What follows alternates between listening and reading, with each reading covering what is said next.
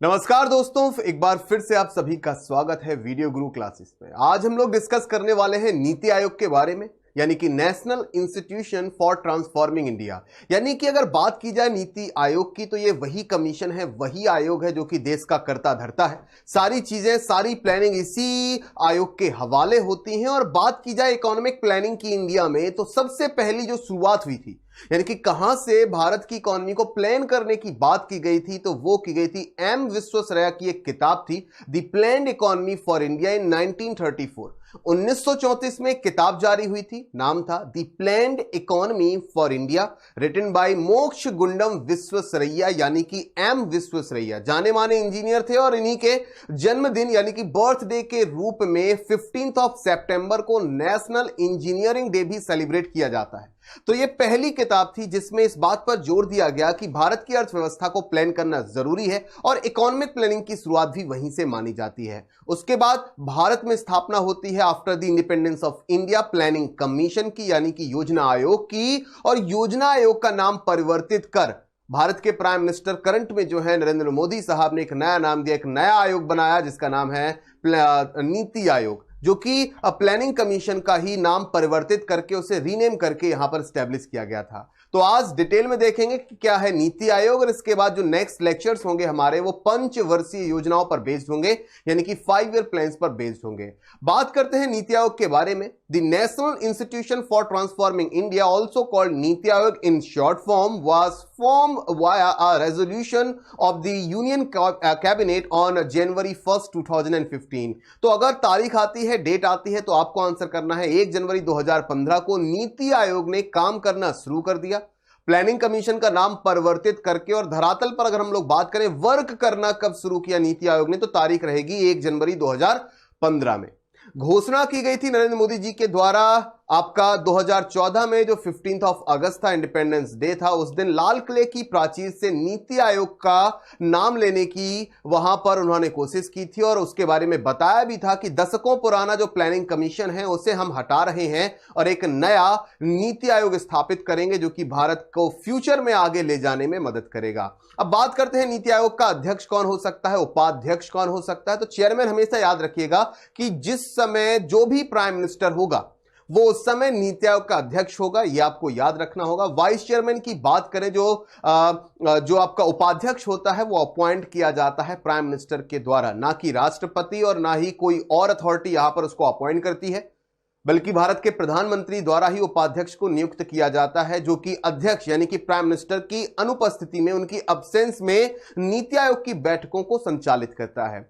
और डिस्कशन करें नीति आयोग के बारे में, तो इसकी जो गवर्निंग काउंसिल होती है, ठीक है, इसकी जो गवर्निंग काउंसिल होती है उसमें कौन कौन लोग मेंबर होते हैं आपके सामने है। Chief ministers of all states, जितने भी हमारे राज्य हैं, 29 स्टेट्स हैं, 7 यूनियन टेरिटरीज हैं, उन सभी के जो लेफ्टिनेंट गवर्नर हैं और सभी राज्यों के जो मुख्यमंत्री हैं वो शामिल होते हैं नीति आयोग की गवर्निंग काउंसिल में, ये आपको याद रखना है। इसके साथ ही साथ गवर्निंग काउंसिल के अलावा रीजनल काउंसिल भी होती है, यानी कि एक क्षेत्रीय परिषद भी बनाई जाती है। किस लिए, समझते हैं।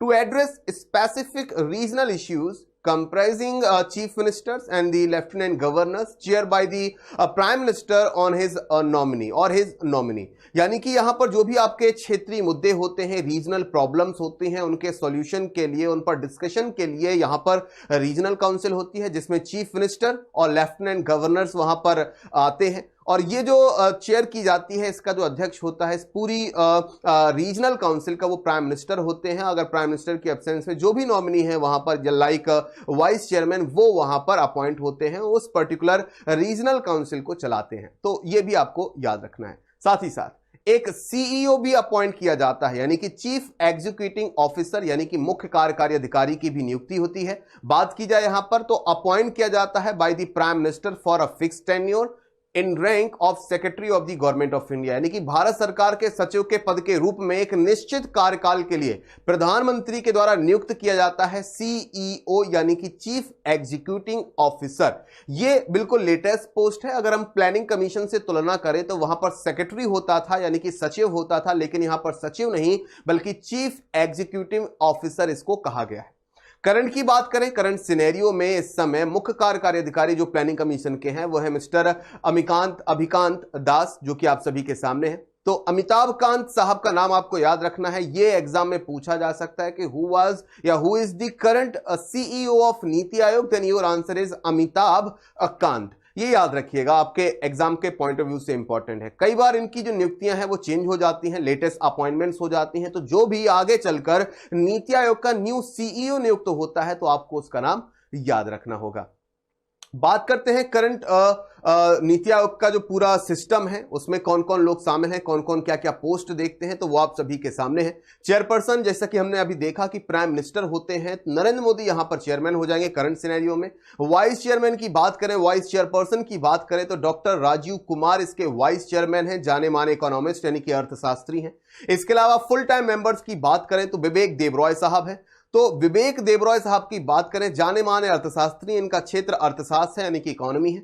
इसके अलावा वीके सारस्वत साहब हैं, तो इनका जो बैकग्राउंड है वो है टेक्निकल, जो पॉइंट होता है टेक्निकल जो बैकग्राउंड है।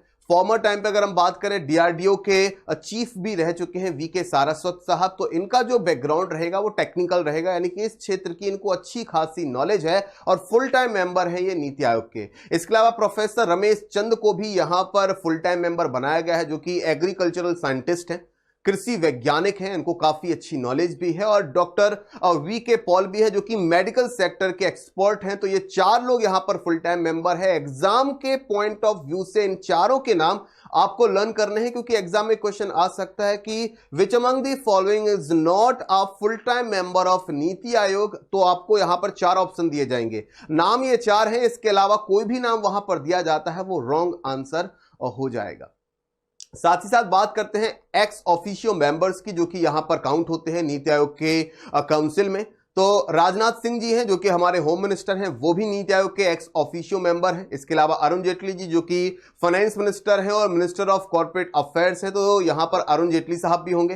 पीयूष गोयल साहब भी हैं जो कि हमारे रेलवे मिनिस्टर हैं और कोल मिनिस्टर हैं। इसके अलावा श्री राधा मोहन सिंह जो कि हमारे कृषि मंत्री हैं, वो नीति आयोग के एक्स ऑफिशियो मेंबर्स में शामिल हैं। तो इन सभी के नाम भी आपको याद रखने हैं कि ये नीति आयोग में कहां पर आते हैं, कौन से मेंबर कहलाते हैं, ये आपको याद रखना होगा। इसके अलावा भी प्राइम मिनिस्टर अगर चाहते हैं, भारत के प्रधानमंत्री चाहते हैं, तो कुछ लोगों को यहां पर स्पेशल इन्विटीज के तौर पर भी शामिल कर सकते हैं, विशेष तौर पर भी आमंत्रित कर सकते हैं। तो आपको यहां पर याद ये रखना है कि कौन नीति आयोग में विशेष आमंत्रण के तहत लोगों को अपॉइंट कर सकता है, उस पर्सन का नाम क्या है, स्पेशल इन्विटीज को नॉमिनेट कौन कर सकता है, then your answer is our prime minister. ये याद रखिएगा, ना कि राष्ट्रपति, ना होम मिनिस्टर, ना finance minister. Okay, special invitees की बात करें, कितने लोग स्पेशल इन्विटीज विशेष आमंत्रण के तौर पर नीति आयोग में शामिल हैं, तो हमारे कई मंत्री हैं, जैसे कि श्री नितिन जयराम गडकरी जो कि मिनिस्टर ऑफ रोड ट्रांसपोर्ट और हाईवे मिनिस्टर हैं और साथ ही साथ शिपिंग मिनिस्टर हैं, ये यहां पर स्पेशल इन्विटीज के तौर पर शामिल है। इसके अलावा श्री अथवर चंद गहलोत साहब जो कि सोशल जस्टिस और एम्पावरमेंट मिनिस्टर हैं, ये भी शामिल हैं। श्रीमती स्मृति जुबिन ईरानी, जी हां, श्रीमती स्मृति जुबिन ईरानी भी यहां पर काउंट होती हैं, एक तरह से वुमेन एम्पावरमेंट को यहां पर दर्शाती है। एक महिला सदस्य के तौर पर स्पेशल इन्विटीज के तौर पर शामिल है, जो कि हमारी टेक्सटाइल मिनिस्टर हैं यानी कि कपड़ा मंत्री हैं। तो इन सभी के नाम आपको याद रखने हैं, एग्जाम के पॉइंट ऑफ व्यू से काफी ज्यादा इंपॉर्टेंट है। अब बात करते हैं नीति आयोग के हब्स की, यानी कि नीति आयोग के कौन कौन से केंद्र हैं जिन पर काम होता है, या कौन कौन से हब्स में नीति आयोग को डिवाइड किया गया है। तो यहां पर दो हब हैं, पहली है टीम इंडिया हब, और टीम इंडिया हब जो है act as an interface between states and central, यानी कि केंद्र सरकार और राज्य सरकारों के बीच में जो एक मध्यस्थता है, एक मीडियम का जो काम करता है, वो करता है टीम इंडिया। तो टीम इंडिया हब का काम क्या है, केंद्र सरकार और राज्य सरकार के बीच में मध्यस्थता संबंध बनाए रखना, उनके बीच में जो भी इश्यूज हैं, जो भी बातें हैं, उन सभी पर गौर करना, ध्यान दिलाना, यह काम रहेगा आपका टीम इंडिया का। तो हम ये कह सकते हैं कि सभी राज्यों को केंद्र सरकार से जोड़ने का जो काम करता है वो करता है टीम इंडिया हब। सेकेंड जो हब है आपका वो है knowledge and innovation hub. Knowledge and innovation hub ये क्या करता है, बिल्ड करता है think tank acumen of NITI Aayog, यानी नीति आयोग के काम करने में क्या तरीका है, नीति आयोग के काम करने में जो भी सूझबूझ है, जो भी एक तरह से चतुराई है, यानी कि जो भी मेंटली वर्क है, एक तरह से मैं कह सकता हूं बुद्धिमत्ता से जुड़ा हुआ वर्क है, इंटेलिजेंस से जुड़ा हुआ वर्क है, सूझबूझ से जुड़ा हुआ जो वर्क है, वो सब करता है knowledge and innovation hub. Innovation का मतलब है नई नई चीजों को या नए नए आइडियाज को यहां पर डेवलप करना। तो नॉलेज और इनोवेशन हब नीति आयोग के थिंक टैंक को, थिंक टैंक का मतलब यहां पर विचारकों के समूह से है, ऐसा समूह जो कि बहुत ही टैलेंटेड एक्सपर्ट से मिलकर बना होता है। मैं ये भी कह सकता हूं भारत के सर्वश्रेष्ठ जो दिमाग हैं, मस्तिष्क हैं, टैलेंटेड लोग हैं जो कि वहां बैठते होने हम थिंक टैंक कहते हैं, उनके सूझबूझ में काम करने में मदद करता है आपका नॉलेज एंड इनोवेशन हब। ये हमें याद रखना है। अब बात करते हैं नीति आयोग के एजेंडे की, यानी कि सीधी सी बात यह है कि प्लानिंग कमीशन को यहां से हटाया गया, उसको रिप्लेस करके नीति आयोग नामक संस्था देश में लाई जाती है। काम करने का तरीका, इसकी संरचना, इसका जो इंफ्रास्ट्रक्चर है वो पूरी तरह से चेंज कर दिया जाता है। क्या चीजें चेंज हुई हैं? पहले आपको याद होगा देश में पंचवर्षीय योजनाओं को चलाया जाता था, यानी कि 5 ईयर प्लान्स, लेकिन कहीं ना कहीं ये जो एजेंडा है वो थोड़ा सा चेंज किया गया है नीति आयोग के द्वारा, और यहां पर कुछ विजन और कुछ एजेंडाज पेश किए गए हैं शॉर्ट टर्म के लिए, मीडियम टर्म के लिए और लॉन्ग टर्म के लिए। जैसे कि आप सभी को यहां पर नजर आ रहा है, the Aayog plan to come out with 3 documents, यानी कि यहां पर 3 डॉक्यूमेंट्स के साथ नीति आयोग ने अपना विजन रखा। पहला जो है वो है 3 ईयर एक्शन एजेंडा, यानी कि शॉर्ट टर्म के लिए, कम समय के लिए 3 साल का एक प्लान आउट करेंगे, 3 साल का एक प्लान बनाया जाएगा जिसको एग्जीक्यूट किया जाएगा। और फिर इसके बाद जो मीडियम टर्म की बात की गई है मध्यम अवधि के लिए, वो हो जाएगा 7 year medium term strategy plan. तो 7 वर्षों के लिए, मध्यम समय के लिए पहले 3 साल, शॉर्ट टर्म के लिए एक गोल डिसाइड किए जाएंगे, ठीक है, योजनाएं बनाई जाएंगी। उसके बाद जो योजनाएं बनाई जाएंगी वो 7 साल को देखते हुए, मीडियम टर्म को देखते हुए बनाए जाएंगे। और इसके बाद लॉन्ग टर्म के लिए, ठीक है, दीर्घकालिक समय के लिए यहां पर 15 साल का एक विजन डॉक्यूमेंट तैयार किया जाएगा। यानी कि नीति आयोग के द्वारा जो भी पॉलिसियां, नीतियां बनाई जाएंगी वो शॉर्ट टर्म अलग, और शॉर्ट टर्म में साल कितने होंगे ये एग्जाम के पॉइंट ऑफ व्यू से इंपॉर्टेंट है, 3 साल। इसके बाद मीडियम टर्म के लिए जो भी योजनाएं बनेंगी वो बनेगी 7 ईयर्स के हिसाब से, और इसके बाद लॉन्ग टर्म में जो भी योजनाएं बनेंगी वो बनेगी 15 ईयर्स के हिसाब से। ये यहां पर विजन डॉक्यूमेंट पेश किया गया था नीति आयोग के द्वारा, और वो इसी क्रम में काम करता भी है।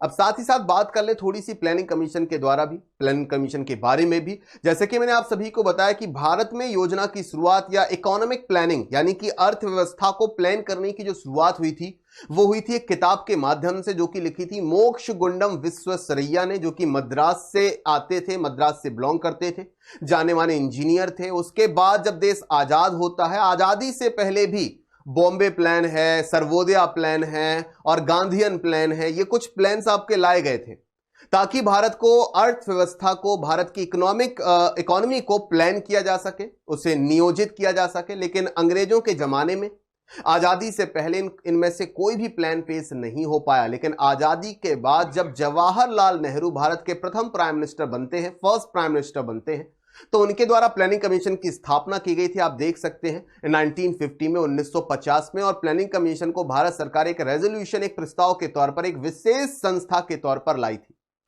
बात की जाए प्लानिंग कमीशन की, तो इसमें भी एक आपका चेयरमैन होता था, और उस समय जो भी प्राइम मिनिस्टर होते थे वो इसके चेयरमैन बनाए जाते थे, जैसा कि नीति आयोग में भी है। एक वाइस चेयरमैन भी नियुक्त किया जाता था, और इसके अलावा एक पूरी काउंसिल होती थी जहां पर जो प्लानिंग कमीशन होता था वो डिसाइड करता था कि इसकी मेंबर में या इसकी काउंसिल में किन किन लोगों को मेंबर रखना है। लेकिन समय के साथ चेंज हुआ, नीति आयोग आता है, तो अब हमारे लिए सबसे जरूरी मुद्दा यह बन जाता है कि प्लानिंग कमीशन और नीति आयोग में क्या डिफरेंस है। प्लानिंग कमीशन के बारे में जानने के बाद अब हमें यह देखना है कि नीति आयोग और प्लानिंग कमीशन के बीच बेसिक डिफरेंसेस कौन कौन से हैं, या प्लानिंग कमीशन जो पहले हमारे देश में कर्ता धर्ता के तौर पर, प्लानिंग के तौर पर काम करता था, उसकी जगह जो नीति आयोग लाया गया, उनमें क्या अंतर है। सबसे पहले अंतर की यहां पर अगर हम बात करते हैं तो हम ये देख सकते हैं कि it serves as an advisory think tank, यानी कि एक सलाहकारी थिंक टैंक के तौर पर काम करता है, सलाहकारी संस्था के तौर पर काम करता है, जबकि प्लानिंग कमीशन एक तरह की एक्स्ट्रा कॉन्स्टिट्यूशनल बॉडी थी। सेकेंड पॉइंट की बात करें, draws membership from a wider expertise. Wider expertise का मतलब है कि यहां पर जो भी फुल टाइम मेंबर्स हैं, जो भी मेंबर्स को यहां पर अपॉइंट किया गया है नीति आयोग की काउंसिल में, उनके पास जो अनुभव है, जो एक्सपीरियंस है काफी ज्यादा है, अपने अपने एरियाज में, अपने अपने सेक्टर्स में वो एक्सपर्ट्स हैं। लेकिन यहां पर अगर बात की जाए तो लिखा हुआ इट हैड लिमिटेड एक्सपर्टाइज, यानी कि यहां पर जो लोगों का अनुभव था, एक्सपीरियंस था, नॉलेज थी, और कहीं ना कहीं एक्सपर्ट्स जो थे वो कहीं ना कहीं नीति आयोग के मामले में यहां पर लिमिटेड थे। थर्ड पॉइंट की बात करें तो it serves a spirit of cooperative federalism. बात हो रही है नीति आयोग की कि एक कोऑपरेटिव फेडरलिज्म की बात करता है जहां पर states are equal partners with the central government. तो यह राज्य सरकारों के साथ मिलकर यहां पर केंद्र सरकार काम करती है। बात हो रही है कोऑपरेटिव फेडरलिज्म की। लेकिन अगर हम नीति आयोग की बात करें तो यहां पर स्टेट्स का जो पार्टिसिपेशन होता था वो एनुअल मीटिंग्स तक ही सीमित होता था, यानी कि वो केवल एनुअल मीटिंग्स में पार्टिसिपेट कर सकते थे जो भी राज्यों के चीफ मिनिस्टर्स हैं। लेकिन जहां पर पॉलिसी मेकिंग होती थी, योजनाएं बनाई जाती थी, वहां पर स्टेट्स का कोई पार्टिसिपेशन नहीं होता था प्लानिंग कमीशन में। लेकिन नीति आयोग में ये जो पार्टिसिपेशन है, जहां पर प्लानिंग बनाई जाती है, वहां पर भी साथ मिलता है राज्यों का, उनको साथ लेकर चलती है केंद्र सरकार। तो यहां पर हम देख सकते हैं कि काफी बड़ा डिफरेंस है। यहां पर राज्यों को साझेदार बनाया गया है पॉलिसी मेकिंग में, लेकिन ऐसा प्लानिंग कमीशन में नहीं था। बात करेंगे अदर डिफरेंसेस की, यानी कि जो और दूसरे जो अंतर है नीति आयोग और प्लानिंग कमीशन के बीच में, वो हमारे सामने है। अगर बात करें नीति आयोग की तो आप यहां पर देख सकते हैं secretaries to be known as the CEO appointed by the prime minister. This is a very important fact कि who appointed CEO of NITI Aayog, यानी कि नीति आयोग का जो चीफ एग्जीक्यूटिव ऑफिसर होता है उसे कौन अपॉइंट करता है? तो आंसर हमेशा हमें करना है प्राइम मिनिस्टर। ये हमने पीछे स्लाइड में भी देखा था। अब बात यहां पर करते हैं कि प्लानिंग कमीशन में क्या कोई ऐसा प्रावधान था? तो बिल्कुल नहीं। Secretaries were appointed through the usual process. जैसा कि मैंने आपको बताया था कि नीति आयोग में सेक्रेटरीज को सीईओ के तौर पे नॉमिनेट किया गया है, नाम उनका सीईओ रखा गया है उस पोस्ट का। लेकिन प्लानिंग कमीशन की बात की जाएगी तो वहां पर सचिव पद का इस्तेमाल होता था, वहां पर सचिव को अपॉइंट किया जाता था और थ्रू यूजुअल प्रोसेस, यानी कि जो प्लानिंग कमीशन की मीटिंग्स होती थी उनमें ही अपॉइंट कर दिया जाता था। उन्हीं में से एक व्यक्ति को, एक मेंबर को वहां पर सेक्रेटरी बनाया जाता था। लेकिन यहां पर जो सेक्रेटरी बनाने की पावर है उसे सीईओ में तब्दील कर दिया गया है और यह पावर चली गई है प्राइम मिनिस्टर के पास। तो यह फर्स्ट डिफरेंस हो जाएगा। सेकंड डिफरेंस की बात करें, focuses upon bottom up approach of planning. Bottom up approach का मतलब यहां पर यह है कि हमने यहां पर स्टेट्स को भी साझेदार बनाया है, राज्यों को भी साझेदार बनाया है, राज्य भी पॉलिसी मेकिंग में पार्टिसिपेशन कर रहे हैं। तो राज्यों की जो समस्याएं हैं और राज्यों को अपनी जो समस्याएं मिलती हैं डिस्ट्रिक्ट लेवल से मिलती हैं, तो वहां से जो भी मूलभूत समस्याएं हैं, बेसिक जो प्रॉब्लम्स हैं, वो पहुंचती हैं स्टेट्स के पास और स्टेट्स के माध्यम से वो पहुंचती हैं नीति आयोग के पास और फिर उस पर प्लानिंग बनाने का काम चलता है। तो हम ये कह सकते हैं कि बॉटम से अप की तरफ, यानी कि नीचे से ऊपर की तरफ यहां पर नीति आयोग में काम होता है। लेकिन प्लानिंग कमीशन की बात की जाए तो प्लानिंग कमीशन ही यहां पर योजनाएं बनाता था और योजनाएं बनाने के बाद वो स्टेट्स में इनको अप्लाई करता था, एग्जीक्यूट करता था। तो यहां पर जो अप्रोच था वो आपका टॉप से डाउन की तरफ अप्रोच था, जिसमें जो कि बेसिक प्रॉब्लम्स होती थी उनका समाधान नहीं हो पाता था। तो आप समझ गए होंगे कि यहां पर नीति आयोग का जो अप्रोच है वो किस तरह से है, बॉटम से अप की तरफ। लेकिन प्लानिंग कमीशन का जो अप्रोच है वो अप से डाउन की तरफ, यानी कि यहां पर योजनाएं पहले बनाई जाती थी, एग्जीक्यूशन उसके बाद थोपा जाता था राज्यों पर कि आप इसे कंप्लीट कराइए। समस्याएं धरातल पर, जमीनी स्तर पर कुछ भी हो, लेकिन प्लानिंग ऊपर से बनती थी, प्लानिंग धरातल से नहीं बनती थी जहां पर समस्याएं खड़ी होती थी। लेकिन नीति आयोग की बात की जाए तो समस्याएं जहां खड़ी हो रही हैं वहीं से उनके सॉल्व के लिए पॉलिसी बनाई जा रही है। तो यह अप्रोच काफी बेटर है।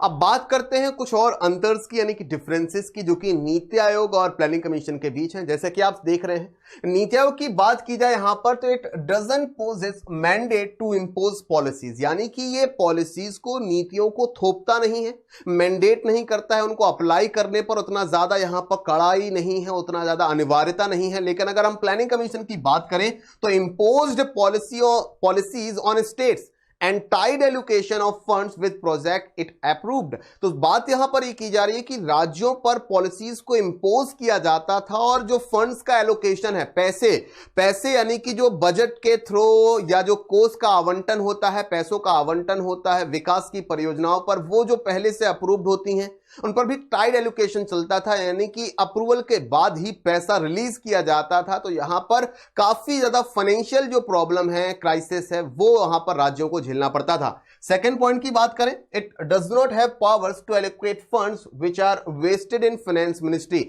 इसके पास पावर नहीं है, शक्तियां नहीं है। Not fund to allocate fund which are vested in finance ministry, जो पावर फाइनेंस मिनिस्टर के पास है, या जिन प्रोजेक्ट्स पर, जिन पॉलिसीज पर, जिन अप्रूवल्स पर वित्त मंत्रालय का अधिकार है, उन चीजों पर जो फंड एलोकेट करने की बात है वो यहां पर नीति आयोग नहीं करेगा। लेकिन अगर प्लानिंग कमीशन की बात करें तो प्लानिंग कमीशन बिना किसी कानून के, बिना किसी एक्ट के, जितने भी आपके मंत्रालय होते थे और जितनी भी आपकी स्टेट गवर्नमेंट्स होती थी, यानी कि राज्य सरकारें होती थी, उनको जो फंड एलोकेट करने की पावर थी वो प्लानिंग कमीशन के पास थी। यानी कि पावर प्लानिंग कमीशन के पास यहां पर ज्यादा थी, लेकिन नीति आयोग के पास फंड एलोकेट करने की जो पावर है वो कम कर दी गई है। ठीक है, तो पॉइंट आपको यहां पर क्लियर हो चुका है कि कितना बड़ा डिफरेंस है कि यहां पर ये लोग पैसे बांट सकते हैं, लेकिन यहां पर अगर हम बात करें नीति आयोग पर, तो नीति आयोग के पास जो पावर्स थी प्लानिंग कमीशन के तौर पर, वो चली गई हैं वित्त मंत्रालय के तौर पर, कि देश का वित्त मंत्रालय ही फंड्स के एलोकेशन का जो कार्यभार है वो संभाले।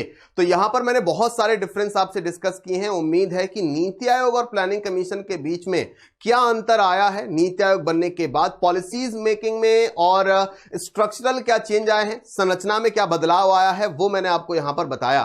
तो दोस्तों, आज इस लेक्चर सीरीज में हमने ये जाना कि प्लानिंग कमीशन और आपका जो नीति आयोग है, उन दोनों में क्या डिफरेंस है, इस समय कौन सी संस्था देश में काम कर रही है, देश की कर्ता धर्ता है, प्लानिंग कर रही है, तो नाम है नीति आयोग। करंट चेयरमैन कौन है, करंट वाइस चेयरमैन कौन है, इसके अलावा सीईओ कौन है और कौन कौन मेंबर्स हैं, फुल टाइम मेंबर्स हैं, ये मैंने आपको बताया। समय समय पर इनकी नियुक्तियां चेंज होती रहेंगी, तो समय के हिसाब से आपको भी अपडेट होना होगा। लेकिन आप समझ गए होंगे कि नेहरू के प्लानिंग कमीशन में और मोदी जी के नीति आयोग में क्या डिफरेंस है। एक दशक, एक लंबा समय गुजर चुका है, देश में बदलाव आए हुए। 1950 के समय में प्लानिंग कमीशन की स्थापना हुई थी, उन समय की आवश्यकताओं को देखने के लिए, लेकिन आज की जरूरत कुछ और थी। तो इसी वजह से इसमें एक बड़े चेंज की जरूरत थी, जो कि नीति आयोग के तौर पर हमारे सामने आया। नीति आयोग आज भी दिल्ली में ही वर्क करता है। इसका जो ऑफिस है, नीति आयोग का जो कार्यालय है, वो दिल्ली में ही है। जहां पर पहले प्लानिंग कमीशन काम करता था, आज वहां पर नीति आयोग काम करता है। उम्मीद है नीति आयोग से जुड़े हुए सारे फैक्ट्स यहां पर आपको क्लियर हो चुके हैं। मिलेंगे अगली क्लास में, तो हम देखेंगे पंचवर्षीय योजनाओं पर आधारित महत्वपूर्ण तथ्यों को, जो कि आपके एग्जाम में बहुत पूछे जाते हैं और बहुत ही जरूरी होते हैं। तो इस लेक्चर में इतना ही। वीडियो गुरु को देखने के लिए आपका बहुत बहुत धन्यवाद।